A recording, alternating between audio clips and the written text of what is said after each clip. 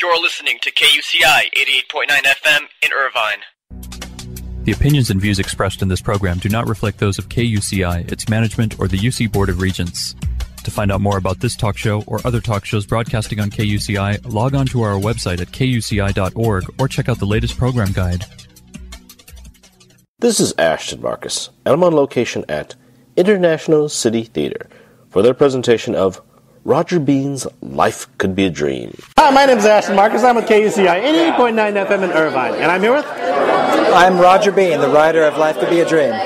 So question, why did you decide to write this piece anyway? Well, you know, I love this music. I love the 60s, and it's kind of, you know, my mom's name is Lois, and the one female in the show, her name is Lois, so it's kind of a love letter to my mom and the music that she sang growing up in the house that I grew up in. I'm told it's actually really hard to do a jukebox music, but in a sense, it's not because you don't have songs.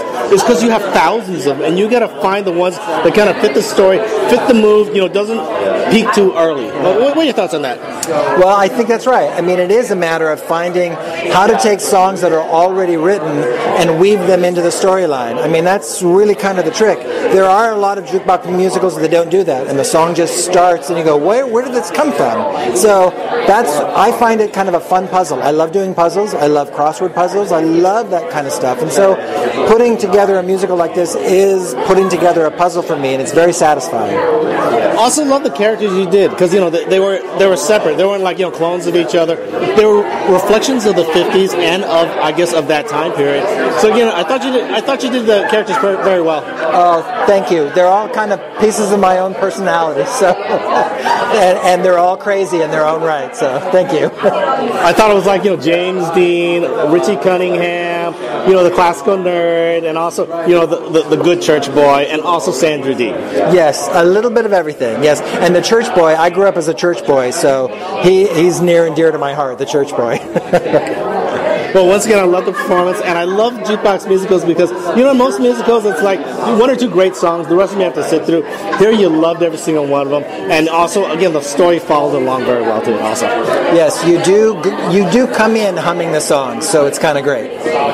Once again, thank you very much for being on the show. Thank you. Thanks a lot. Hi, my name is Ashton Marcus. I'm with KUCI 88.9 FM in Irvine. And I'm here with... Hi, I'm Hunter Barcachea. I play Eugene Johnson in Life Could Be a Dream. It's a fun jukebox musical written by Roger Bean, who's actually here right now. It's a jukebox musical. Everything is from the 50s and 60s. It's all the best doo-wop hits of all time.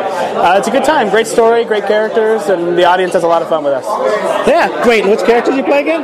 Eugene Johnson, the kind of nerdy, dorky one. Eugene is honest. What I love about him is he doesn't really understand what's going on, but he's not stupid. You know, he's very naive and lovable. He really looks up to everyone else around him, and he just tries to fit in as much as he can, but he's the sweetheart of the group. He really is. Yeah, kind of awkward, kind of the stereotypical nerd character. Oh, absolutely. No questions. That's why it's so fun. Yeah, I loved your performance because, again, your character had so much color, and, like, you know, there was no minorities in this. There was no, you know, no homosexuals. So again, the character actor was you. You were the most dynamic character actor. You know what I mean? I appreciate that. I don't want to say I disagree, but every character has its own levels. I was just fortunate to have a character that had the levels to get to the easiest. You know, he's very obnoxious in his ways, and it's easier for me. So these other guys have the hardest time with it, but rightfully so. I mean, I got lucky with the easiest part. If my viewers decide to come out and see this piece, what should they expect to see? They should expect to see just a fun, loving story with a lot of heart, a lot of character, and a lot of good music. And they should expect to come in having fun. That's their mindset they should have. Yeah. I always have this question: should you come for the music or for the drama? You know, because you guys are good theatrical actors, but the music was fantastic. It was music. You know how in a musical you hear a couple of great songs, and then you're just kind of sitting through the rest. Absolutely. These you love all the songs. Exactly. I'm going to have to say for this show in particular, definitely the music, because the music is the story. It was very well written. The music helps move the story along as it should, and it just happens that they're some of the greatest hits of all time. Also, Also, but I just have to say I loved your acting. I loved everyone else too. They were a nice ensemble cast, but it was a G-rated story though. And for me, I like shocking theater, but for a G-rated musical, this is actually very good. I agree with that. Like you said, it's fun-loving, it's lighthearted, it's a nice change to the theater scene, and everyone needs to come experience it. It's a great time. But, yeah. Once again, I loved your performance. Thank you very much for being on the show. Thank you so much. Have a great one. Hi, my name is Ashton Marcus. I'm with KUCI 88.9 FM in Irvine, and I'm here with... I'm Josie Montana McCoy, Josey, Montana, like the state, MCCOY. Just really excited to have been a part of this great show at ICT. It's my first time being here, and it's my first time doing a Roger Bean show. They are nothing but fun from start to finish. Great, and which character did you play? I was Denny of Denny and the Dreamers. Denny, he's kind of lazy, but he throws his laziness off on all of his friends. Well, at least those he thinks is his friends. He sort of keeps them prisoner as his friends and makes them do his bidding while he figures out his own life. I thought it was a bit of kind of like a Richie Cunningham type character, all-American boy. What are your thoughts on that? Yeah, for sure. I think I maybe pulled from that a little bit. I think that's who my dad was before he went to college, and we know that Denny didn't go to college. So, if my viewers decide to come by and see this piece, what should they expect to see? Nothing but a really, really fun time. It is. We sing so many wonderful songs from the 50s and 60s, and it's just a really good time. We all get to sing together, have a lot of fun together, and the audience has a great time as well. I thought it was a real jukebox musical, and I mean jukebox musical because it was based on songs from the 50s. Also, the cast, they had a strong theatrical background, so there'd be a lot of acting. So even though, again, it was more of a musical, there was a lot of strong acting in it. But what are your thoughts on that? Absolutely. This group has been amazing, and it's so fun to just work on a new piece together in such a small cast and see how everybody makes everything work for them and for their character from the words that Roger wrote. Also, I have to note that it was G-rated, too, because for a lot of theater, I can't recommend them bringing children. But actually, I think I could bring a family to this. I think I bring little kids to this. What are your thoughts on that? Absolutely. Man, I tell you, if your kids like to sing, then they'll love to hear all these songs, because I remember listening to these songs when I was a kid from my parents' jukebox or record player, but it's so much fun. It's so much fun. Okay, once again, fantastic performance. I loved you in Newsies also. Thank you very much for being on the show. Thank you so much. Good to talk to you. Hi, my name is Ashton Marcus. I'm with KUCI 88.9 FM in Irvine. I'm here with Marissa Matthews. I play Lois Franklin in ICT's Life Could Be a Dream. Lois is, she is ballsy. She goes after what she wants. She is, for that time period, I think she's very progressive, and she really speaks her mind. She goes exactly for what she wants, and she also sort of stands in her feelings and emotions, which I think is very rare for women of that time. She is hearts on her sleeve, just a lovely person to portray. Does she remind you of, say, Sandra Dee or of Annette Funicello? No, not so much, but I would say contemporary-wise, I've been channeling Midge Maisel from The Marvelous Mrs. Maisel.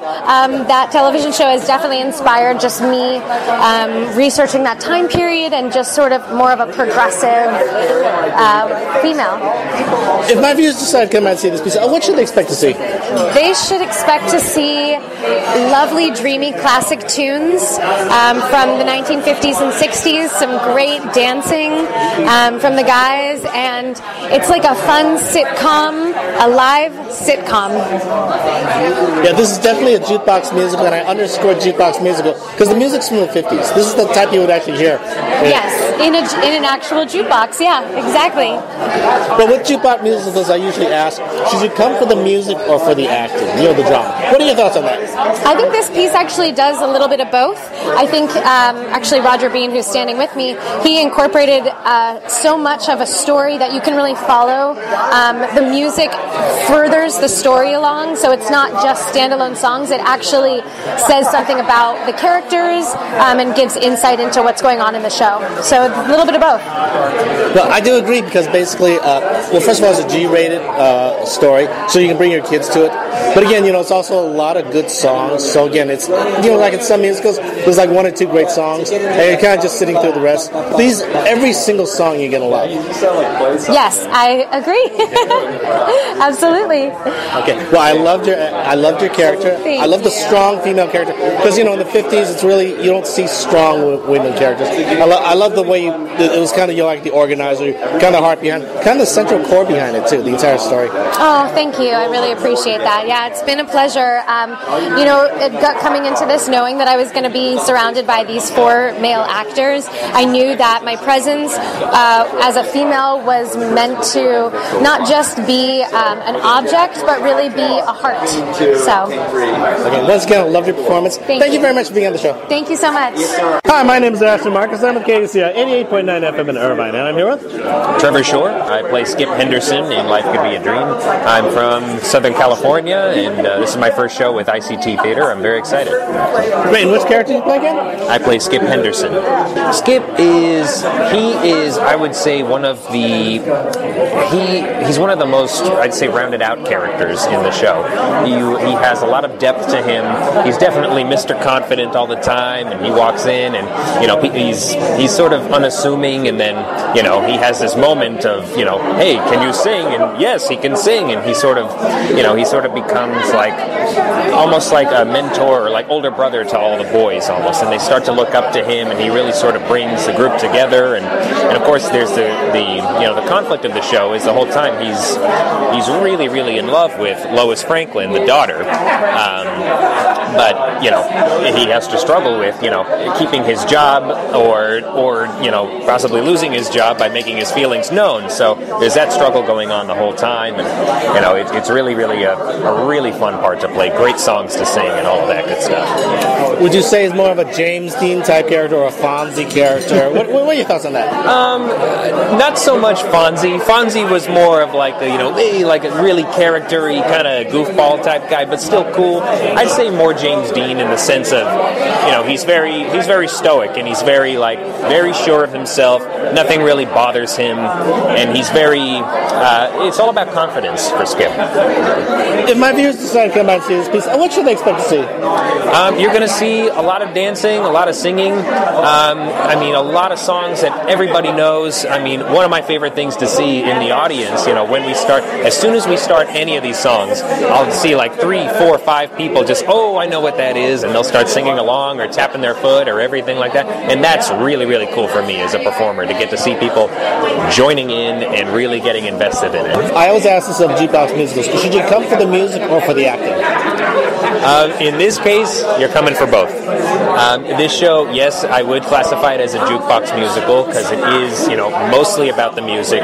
But I think as a cast, and thank you to our director, Jamie, he's really, really pushed us to look very, very deep into the material and to really make something out of it that's, that is there, but just to make something more. So it's not just about the songs, but it's also, we really found a very good connection between all of us on stage and off stage. Your answer was a little different from the other cast members. I think because you had more of a meaty role.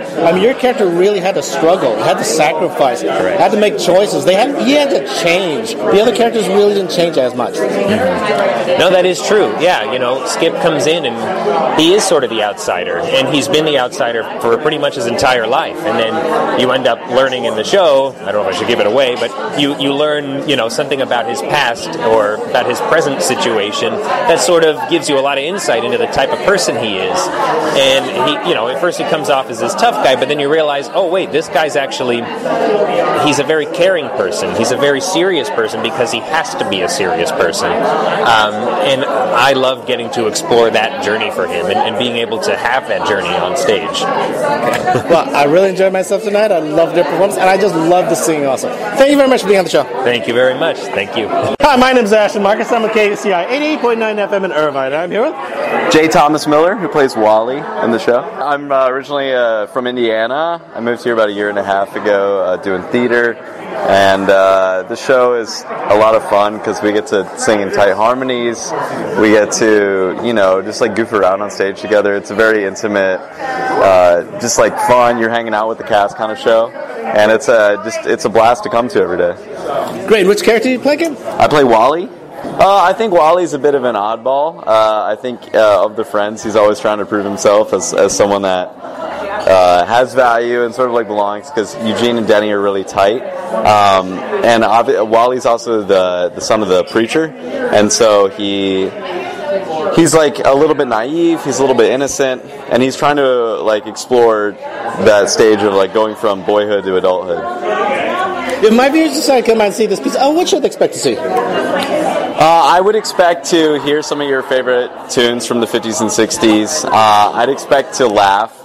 I'd expect to, it's almost like you're watching something like Happy Days on stage, getting that kind of vibe from a musical. I agree, but I always ask questions on this, like for a jukebox musical, do you want to come for the music or come for the acting, the drama? Oh, I think definitely with a jukebox show, you're coming for the music. You're coming to hear the songs that you love, and if any of that appeals to you, I would come. And frankly, I think for younger people, my roommate came last night, he's a musician, and he wasn't familiar with a lot of the music, but just absolutely loved it. And so I think if you're a younger person that hasn't explored those tunes before, they're fun to hear and really get a new appreciation for maybe your parents' or grandparents' generation. I definitely agree because, first of all, in a lot of musicals, you have a couple of great songs you love. You're sitting through the rest of the songs because they're not all good. But in a jukebox musical like this, every single song is a classic. So you just love the music. Definitely. And it's just, once again, it's just a blast to sing. You don't get to sing in those tight 4-part harmonies in most musicals. It's usually, a big chord once in a while and then everybody has their solo song. But this is a different kind of beast. Well, I really enjoyed myself tonight and I enjoyed your acting also. Thank you very much for being on the show. Thank you so much. Life Could Be a Dream will be playing at International City Theater from February 22nd to March 10th. For more information, go to www.internationalcitytheater.org. This is Ashton Marcus, and I'm on location at Actors Co-op for their presentation of Anna Karenina. Hi, my name is Ashton Marcus. I'm at KUCI 88.9 FM in Irvine, and I'm here with... Hi, I'm Heather Chesley. I am the director of Anna Karenina. So, question. Why did you decide to do this piece anyway? I liked the way that Helen Edmondson told the story. She took it out of the way Tolstoy wrote it, and I recreated... I like that we went from realism to not realism. I enjoyed the relationship between the couple. It was just exciting staging for me. Very interesting. It was very messy. It was very... actually... For Anna, I thought that, it was very idealistic, her opinion of what love and marriage was. So maybe she needed a little more growing to do. As for the men, I thought, again, there were some dark characters, some noble characters, just kind of really just messy, you know what I mean? Oh, yeah. Well, I think that she is mess. I think in the time period, she didn't have a lot of options, and so since her options were limited, I think she was suffering from serious depression. So I think she was going down a very dark rabbit hole, and she didn't have friends, she didn't have anybody she could reach out to, and yeah, it's definitely messy. It's what's fun. So if my viewers decide to come out and see this piece, what should they expect to see? They should expect to see really truthful storytelling, an honest back and forth between the stories of Levin and Anna as Tolstoy wrote them, and just a night that hopefully will bring up questions for them about what the world is and what it means. Ideally, yeah. 80% of a director's job is actually casting. What do you look for in your casting? I look for actors who are truthful. I look for actors who are present, who are listeners, who work off of each other and are willing to take risks. That's what I look for. Well, I really enjoyed myself tonight. Performance was, again, very realistic. In fact, just today I was reading on the internet about someone who wrote that marriage is just hard. Period. Yes. It is just hard. That's all she really wrote. It's just hard, and if you don't believe that, you're just not ready to get married. It's true. It's true. But I think this story talks about that. And I think in Levin you get a healthy marriage, and I think in Anna she has an unhealthy marriage, and then of course she has an unhealthy relationship. So you're seeing both sides of it, and I think it's great. It's great. Well, thank you very much for being on the show. Of course. Thank you. Hi, my name is Ashton Marcus. I'm with KUCI 88.9 FM in Irvine, and I'm here with Eva Abramian. I play Anna in Anna Karenina, and it's been a wonderful experience. Heather Chesley, the director, has been amazing to work with. She truly has gifted us with her vision, and it came to life today, and it's selling out really fast, so get your tickets and come by. Okay, and what's your take on Anna? She's a difficult character, I would say, and she struggles with many things. It's very layered. There's depression and, of course, betrayal and her love story. Honestly, I didn't want to audition because she kind of got under my skin, and I judged her very, very harshly. But upon reading further and further and reading the novel, I could see that I was really drawn to her, whether I wanted to be or not, and so I had to audition for it.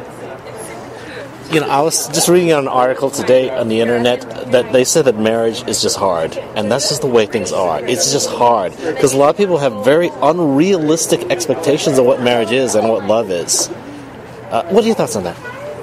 I agree. I think marriage is something you really have to work towards. Even in my marriage, I think that we both have that understanding, so it's very helpful to know that it doesn't just come easy. It's not something like the movies. It's not just some fluffy love story, It's a friendship, really, the foundation, and two people who are willing to make it work, even when they're not so nice to each other. I'm not sure how old Anna was, but I think her opinion of love is more a younger person's opinion of love, where they think it's just all good. You know what I mean? I mean, there's no work behind it. It's not like, it's not like, you have to compromise. You know what I mean? A young person once asked me about marriage, and I said, marriage is all compromise. And they said, isn't marriage supposed to be about love? And then I said, love is about sacrifice. And they were kind of confused about what I said. I agree. I think that for everyone, love is different. I agree with you that love is a sacrifice. I think for Anna, she was a little immature in her understanding of love because she didn't get a chance to experience it like we do today.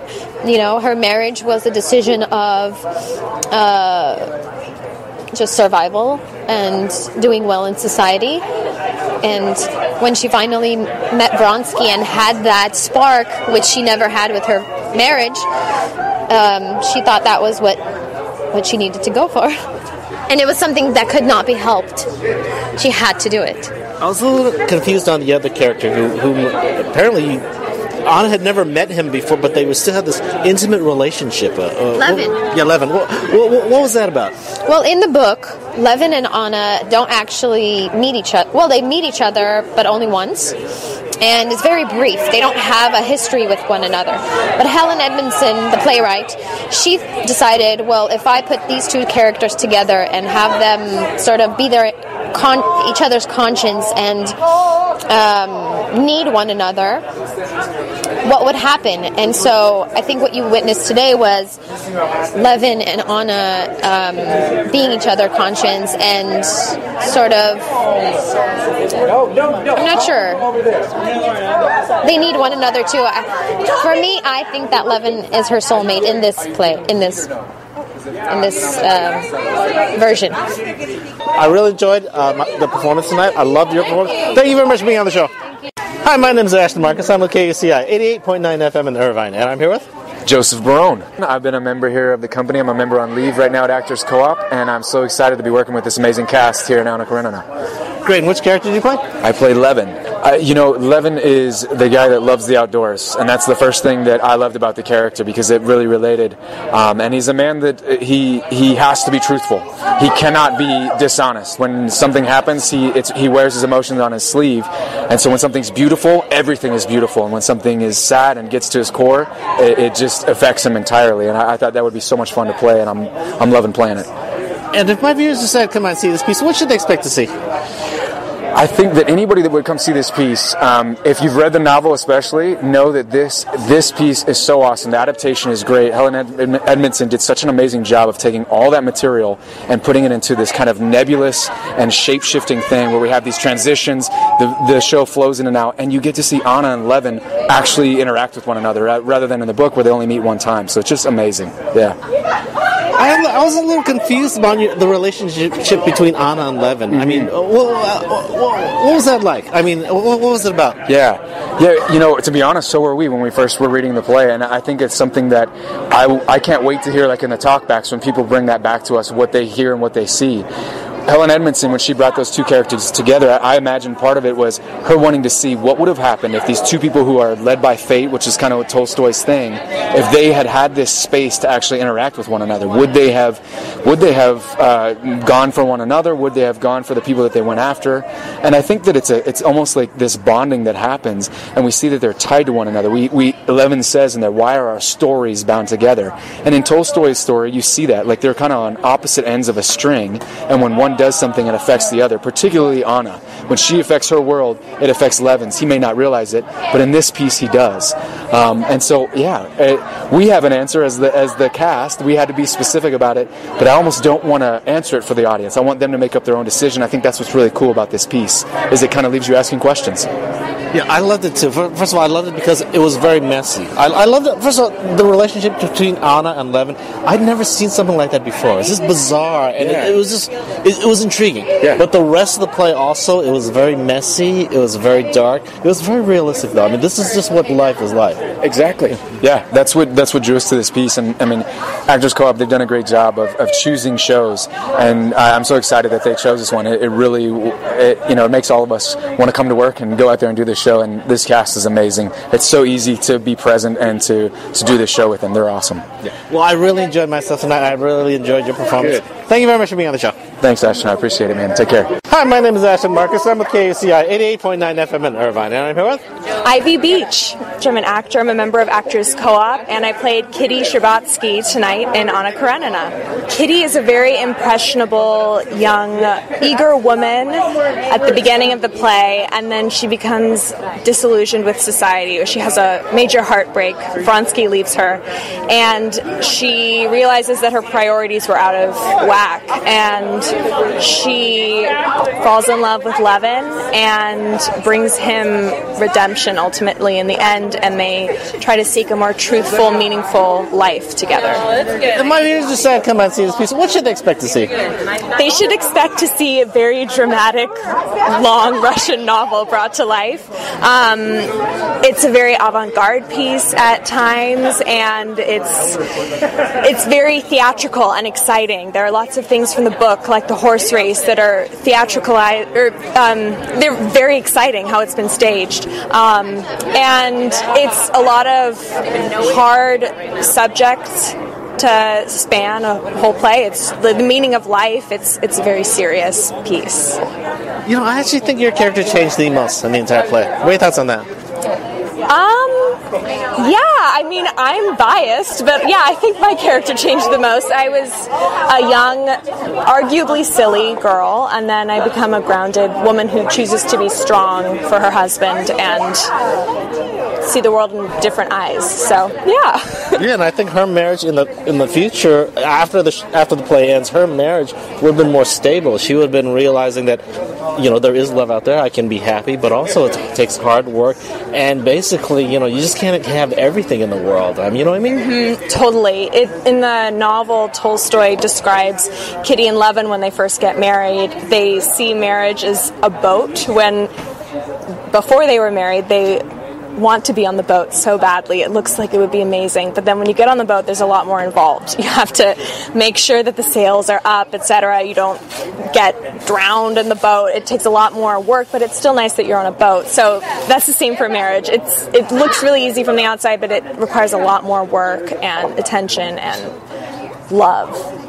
Also, maybe her choice was very mature. I mean, her husband was not the most exciting type of guy. It wasn't like he was heroic. It wasn't like he raced horses. It wasn't like, he was this big senator. It wasn't like he was rich and famous. He was just this hard-working guy who just worked a lot and just did what was he was supposed to, you know what I mean? Yeah, he's a good man. He has noble character, and that is the most appealing thing, I think, to Kitty after she's had her major heartbreak. She sees that fame and society adulating, all the success is not what is important in life. If you're a good, hardworking person and you seek the best for other people and you want to do good in the world, then that's the most noble thing, the best use of your time and the best way you could be a human.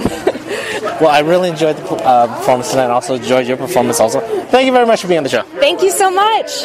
Hi, my name is Ashton Marcus. I'm with KUCI 88.9 FM in Irvine. I'm here with Bruce Ladd. Oh, well, I play Karenin in Anna Karenina, the husband, and we had a great opening night tonight, and I've been around the co-op quite a bit the last several years. Last year I did Man for All Seasons, and then before that I played Beethoven in 33 Variations, so this is kind of my artistic home, and I enjoy performing here.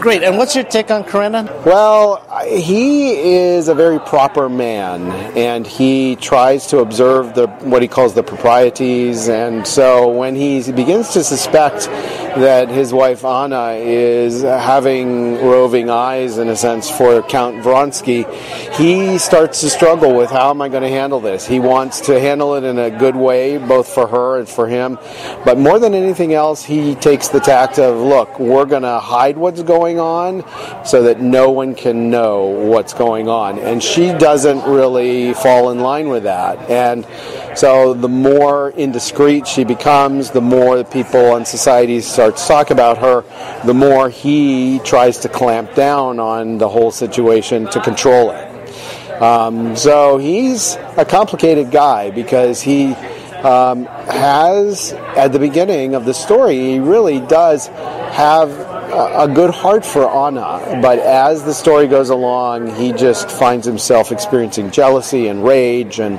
all of these different emotions because he feels betrayed. I was reading an article on the internet today that marriage is hard, and that's all it said. The whole story, marriage is just hard, and there's just no way around it. Yeah, I think that's true. I think when it's going really well, there's nothing better than it, because we are social creatures. Human beings are social creatures, and we want to be with our loved one. And so when it's going well, there's nothing like it. When it's going badly, it's just worse than anything. And it is hard. It's compromise, and it's sacrifice, and it's being willing to give up and trust that the other person has your best interest at heart, and a lot of the time they don't, and then we get stuck with, all right, now what do I do? So, yeah. Well, I really enjoyed myself tonight. A classic. You guys delivered very well. Thank you very much for being on the show. Sure thing. Thank you. Hi, my name is Ashton Marcus. I'm with KUCI 88.9 FM in Irvine. And I'm here with Deborah Marlowe. Great. Could I get either a brief bio, an introduction, or just anything you want to say? About our show, about Anna Karenina, well, it's quite a ride. And it's such a wonderful adaptation of Leo Tolstoy's novel by Helen Edmondson.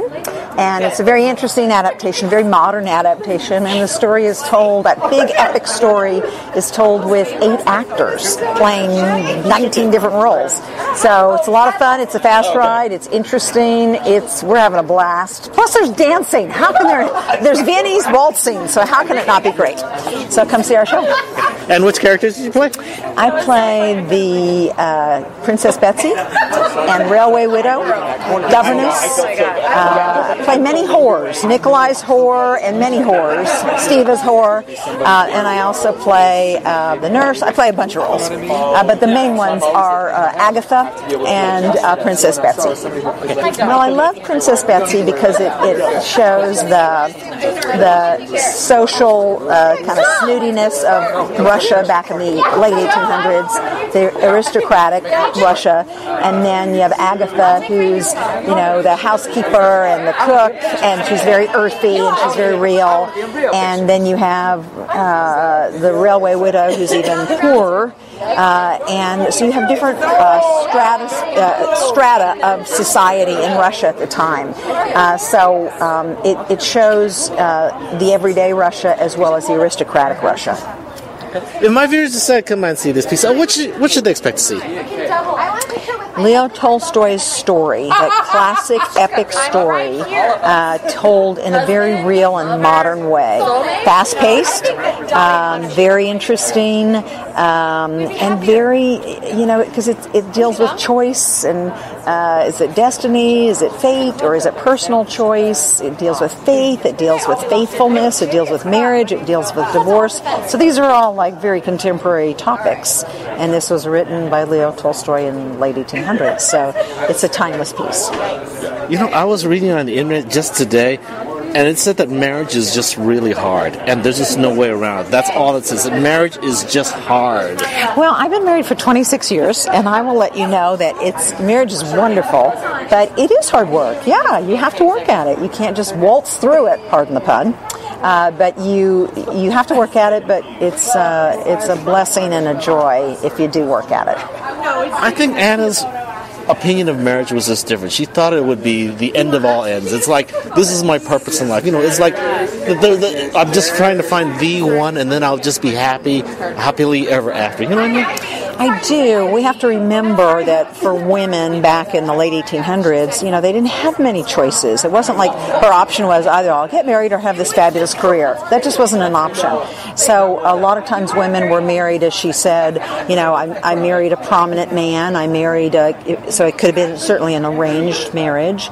And so women's choices were much more limited back then. We have to remember that because that's the way society was structured. And there's singing. Okay, and I loved your performance tonight. Thank you. I thought the performance itself was very intriguing, very messy, very dark, very realistic also. Yeah. So, that's how Leo Tolstoy wrote it. Well, thank you very much for being on the show. Thank you very much. Hi, my name is Ashton Marcus. I'm with KUCI 88.9 FM in Irvine, and I'm here with Michael Warden. I'm from New York originally. Been in LA for about 12 years. This is my third show at the Co-op. Just love working here. Great group. Great. And which character do you play, or characters? I play Stiva, and I play a multitude of other characters, including the priest, Patritsky, the bailiff, Vasily. What I like about Stiva is he's honest to everyone. He might be cheating on his wife, but he's honest about cheating on his wife. I like the humor he brings to the show, and a show like this, it's beautiful, and there's some heavy moments. So having characters that have the levity really makes for a difference in the show. And then I really like the character Vasily, the bailiff. I think a sympathetic person kind of shows a different side of Levin, too. Shows what Levin is able to do and how he interacts with his workers.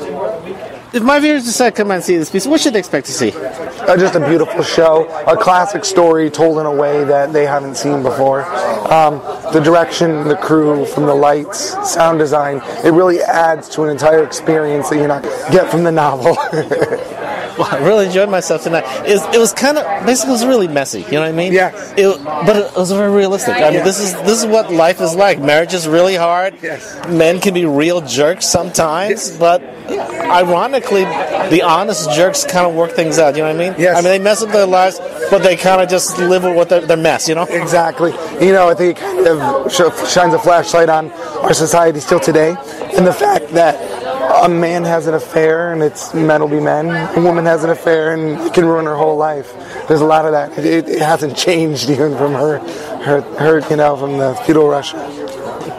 I really enjoyed the performance tonight. Enjoyed your performance also. Thank you so much. Yeah. Thank you very much for being on the show. Thank you very much. Anna Karenina will be playing at Actors Co-op from February 8th to March 23rd.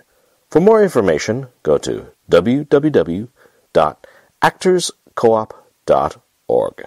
This is Ashton Marcus, and I'm on location at the Matrix Theater for their presentation of Two Trains Running. Hi, my name is Ashton Marcus. I'm with KUCI 88.9 FM in Irvine, and I'm here with Dorian Missick. Please come see Two Trains Running at the Matrix Theater. I play the role of Sterling, and it's an incredible piece. Sterling is representative of a person who, wants more in life, doesn't know how to go about getting it. That happens to a lot of young men, and so I like to be able to have opportunity to honor that guy.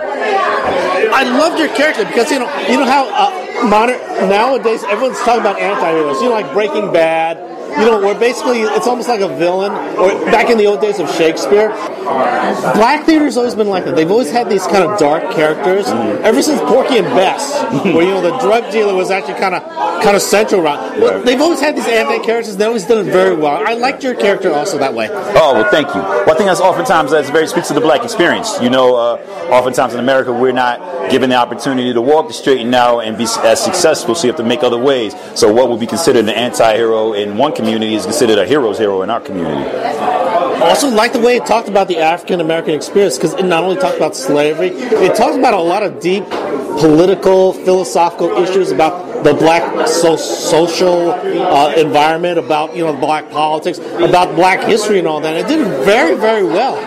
Yeah, well, thanks. Yeah, I think this is what August Wilson brings that out of us. He speaks so clearly to our experience, and what I love about him is that it's a universal experience, that when people get an opportunity to sit in a theater and watch us live our lives, they can realize that they can see themselves in that, no matter what your background is. So I think it's very important. It brings people together. I agree. It's universal. In a sense, it's like you don't have to be English to watch Shakespeare. You know what I mean? Exactly. It's a perfect example. Yeah, so you don't have to be black, but you enjoy the black experience. You enjoy the history. You enjoy the rich culture, the brotherhood sometimes. You know what I mean? Right. It's the human experience. It's just from this specific community. Just like what you said with Shakespeare, we connect to Shakespeare so much because it expresses the human experience, even if they are English. And so I think August is one of those writers who does that as well. Once again, I loved your experience. I thought he was a little smarmy little guy. He was exciting. He was fun. He was like growing up and is experiencing life, doing the best he could in a really bad situation.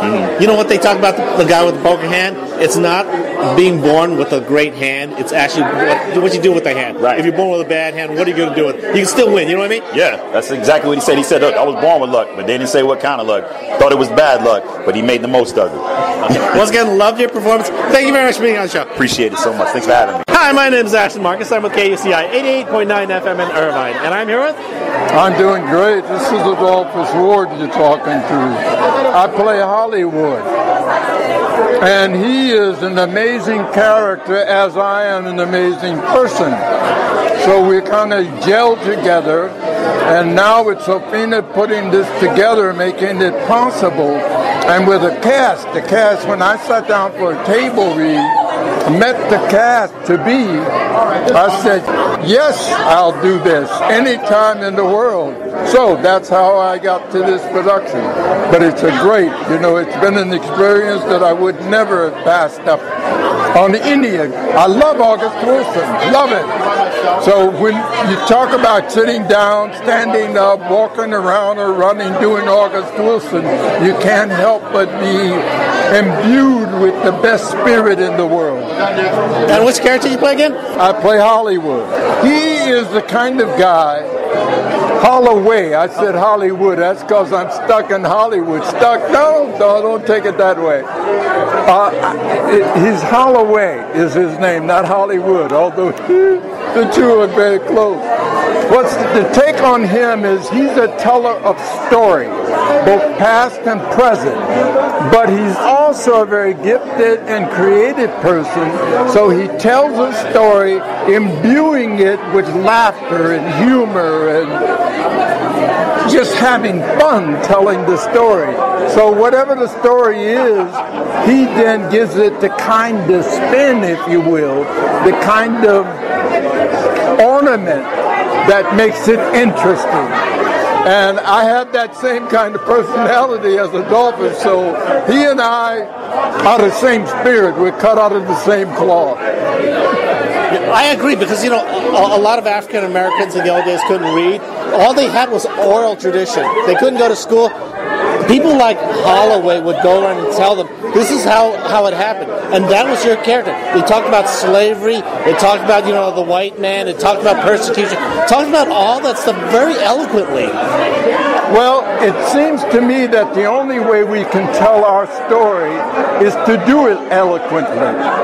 The weeping and moaning is only a part of it.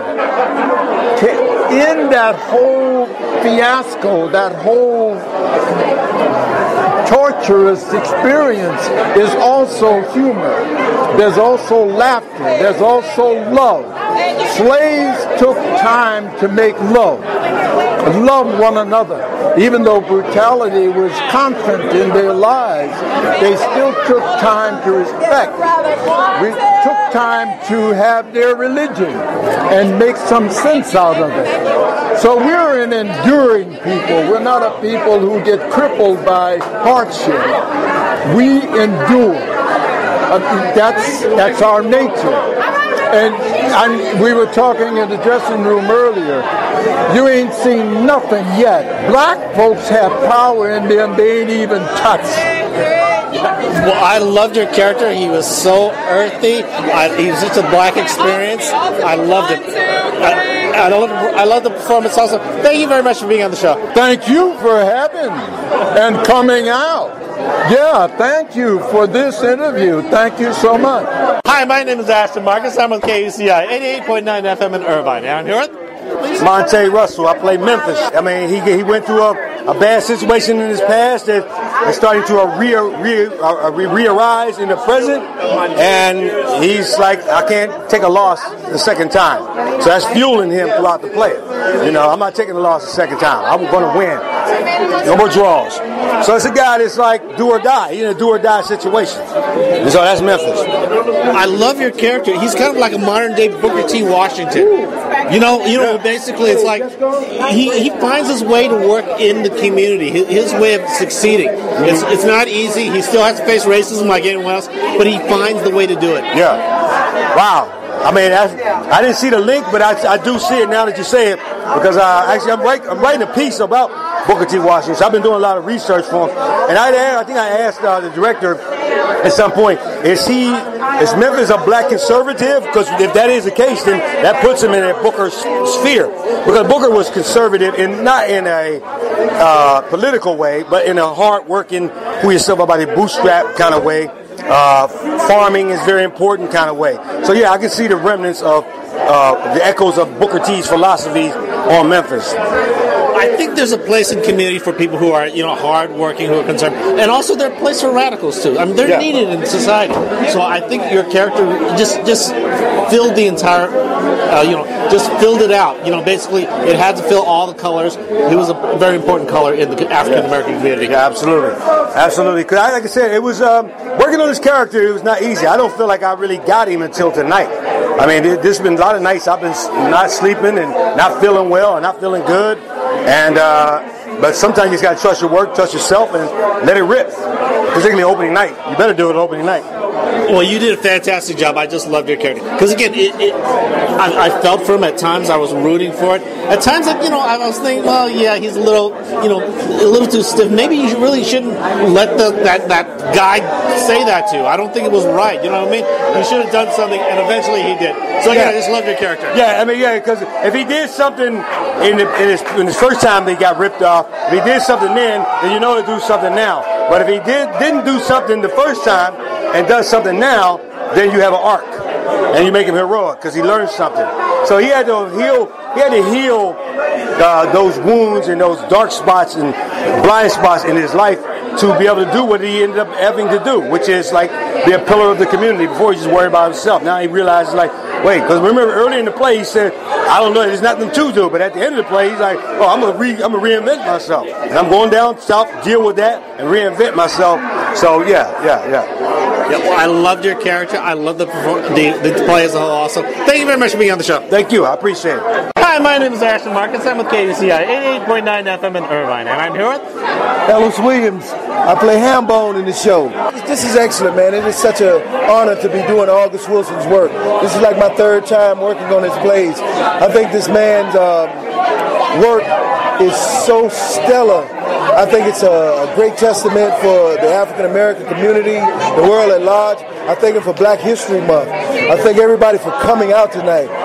What an incredible performance these guys did tonight, and we're just having a good time. So thank you for having us on the radio. It's radio. And which character do you play again? I play Hambone. I want my ham. You gonna give me my ham? I think Hambone is the everyman character. It's in every community. It crosses all the lines, white, black. He is the everyman. The things that happen to people in this country, whether they're homeless, whether they're rich, whether they're poor, I think we have to start learning how to love one another. I think Hambone inspires that in this play. I think his presence on stage, everybody thinks that he's just this babbling fool, but he's not. He has a heart, he has a love for people. But he sets out to get this one thing after 9.5 years. He comes day in and day out. Even when this guy Lutz is not open, he's looking for his ham. And that's the goal. Yeah, I agree, because basically Hambone didn't say anything intellectual. He didn't appeal to your intelligence. He always appealed to your heart. Yeah. What he said was it was just all emotion. And that means a lot. Yes, he is a very emotional guy. And I think that Hambone is the thread that drives this play, because everybody's piggybacking off of what he's going through and equating that, I believe, to their lives. How does this Hambone character affect Risa? How does he affect Sterling? Sterling wants to befriend him. Sterling wants him to get his ham. He's trying to teach him things. Memphis doesn't want him in his shop, but he allows him in there because of Risa. Risa is the social worker, so to speak. You got West. I don't interact with West. I have a pretty much a community relationship with Holloway. And I see Wolf in passing. So he's in the neighborhood. That's what makes him every man, because they see him day in and day out, and they see his struggle and how he fights daily for what he believes in. Well, I love your performance. I love the performance tonight, too. It's very rich. It was very African-American, because, again, it's an experience not a whole lot of people get, but it's a very lovely form of theater. Thank you. I'm glad you came. What a wonderful audience. We're open, everybody. Come see us. We're at the Matrix Theater on Melrose Avenue in Los Angeles. Please come out. Thank you once again for being on the show. Thank you. Hi, my name is Ashton Marcus. I'm with KUCI 88.9 FM in Irvine, and I'm here with Nigel Coro. I just want to say it is such an honor to do this work, and I'm so grateful to be here and be playing Risa with this amazing cast. Risa is a very complicated, mysterious woman who has a lot of past trauma that she doesn't fully express, and the way she does it is by cutting up her legs. And so that's her way of sort of building a protection around her. So she basically wears her inner scars. What does this say as an African-American woman? Because, again, I understand a lot has been said about African-American men's experience, but what is it the African woman's experience about this play? Well, the thing I think about Risa, which I feel like African-American women do, is she holds up the men. Like, she holds a space for men to be their most authentic selves. And I feel like they say the black woman is the mule of the world, you know, holding everyone on her shoulders. And I feel like Risa does that. She's every woman. August Wilson said she is every woman. And I think that she does that. She holds the space for them to be their fullest selves. And she creates an environment where they can laugh, cry, be silly, and she holds it energetically for them, if that makes any sense. And I think that's what black women do in this country. We have to hold that space for our men to be their fullest selves. You know, this is a story about anti-heroes. You know, like in Breaking Bad, or even parts of Shakespeare, like Richard III. Mm-hmm. The men are very flawed. They all have problems. Sometimes they do criminal things. But your character, she didn't do anything. She was actually almost like the mother of the cat. She was like a saint. You know what I mean? Yeah. Yes. You know, I mean, Risa's not all. I mean, you know, no one is all one thing. You know, but and I think Risa doesn't talk about the things that she's been through. That, you know, I feel like she can connect with people like Sterling, who, you know, robs a bank and he has his own so-called dirt in his past. I think Risa has some dirt in her past. She just doesn't talk about it. She doesn't acknowledge it. So she may come off as saintly, but I think she comes with a whole world with, you know, a whole world with her. I love the performance tonight. I love your performance also. Thank you very much for being on the show. Oh, thank you so much for having me. I really appreciate it. Thank you. Hi, my name is Ashton Marcus. I'm with KUCI 88.9 FM in Irvine, and I'm here with Alex Morris. Well, I'm an actor, and we just completed our opening night performance of 2 Trains Running by August Wilson. Great, and which character did you play? I played Mr. West, the Undertaker. Mr. West is a very determined, very almost OCD kind of fella. You know, since his wife died, he has a one-track mind. But he's a pillar of the community. He's probably the richest man in the community. And every community has a one kind of Mr. West in their community. If my viewers decide to come out and see this piece, what should they expect to see? They should expect to see themselves, reflections of themselves. August is a terrific writer who illustrates non-heroic people doing heroic things. So you should come prepared to hear yourself and your voice being spoken loudly. I love watching black theater when I do get it, because basically there's a certain type of taste to it. It's like, when you go to see Shakespeare, you got to expect to see Shakespeare, the English accent, the regalness. In black theater, you see the earthiness, you see the street, you basically see the the talk, the brotherly talk and all that. So I just love the way you guys did it. Thank you. We owe all of that to August Wilson, who is our version of Shakespeare. He writes in our voice. So all we have to do is listen and hear the words that he's saying and tell a story. That's pretty much it. Even before they started developing anti-heroes, the black theater always had these guys who were basically like, dark, almost villainous creatures, but they were human beings doing human things, having human lives, having families, having at times happy endings too, at times tragic endings too. You know what I mean? Yeah, and again, the beauty of August's plays is that he makes these ordinary people heroic. So that's why it's a privilege to do his work, and that we're fortunate to have a man that has written an entire cycle of plays excuse me, that speaks to the voices of people that are sometimes ignored. Once again, I really love the performance, and I loved your performance today. Thank you very much for being on the show. Thank you, sir. I appreciate it. Thank you so much. Hi, my name is Ashton Marcus. I'm at KUCI 88.9 FM in Irvine, and I'm here with... Okay, hey, I'm Terrell Tilford. I play Wolf here in 2 Trains Running, and I'm just having a blast. Happy that everybody came out to support, and we're having a great time. Wolf he's his own lone wolf, and like everyone else in the play, he's fighting for something personally that he needs out of life at the same time, and he's a bit afraid of intimacy and that whole thing. There are very few people that he trusts, what have you. So Wolf has his own journey in terms of fighting for what he wants out of life. Great. If my viewers decide to come out and see this piece, what should they expect to see? They should be prepared to actually go on a journey, go on a blues journey, go with the music, and really enjoy themselves and luxuriate in this time period, 1969, specifically in the Pill Hill district of Philly, at the same time of Pittsburgh, and just be able to absorb and take in and listen to these men have these loving conversations through their own personal frustrations and livelihoods. I said something to another cast member.